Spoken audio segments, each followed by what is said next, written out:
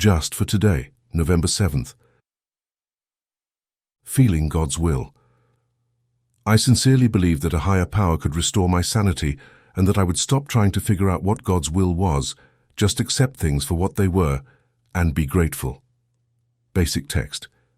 Page 198. The longer we stay clean, the less surely we know what our higher power's will for us is, and the less it matters. Knowledge of our higher power's will becomes less a knowing thing and more a feeling thing. We still practice the 11th step faithfully, but rather than look for signs from our higher power, we begin to rely more on our intuition, trusting our feelings about what will make us comfortable. After staying clean a few years, what we do seem to know is when we are acting against God's will for us.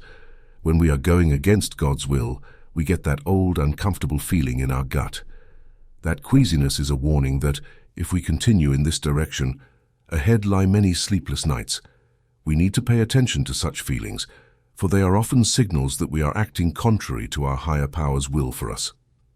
Our 11th step clearly states the true goal of prayer and meditation: improvement of our conscious contact with the God of our understanding, bringing us clearer knowledge of our higher power's will for us and the power to carry it out. We know God's will most clearly by how it feels, not by signs or words, and it feels right. Just for today, I will pray for the knowledge of my higher power's will for me and the power to carry it out. I will pay attention to my feelings and act when they feel right.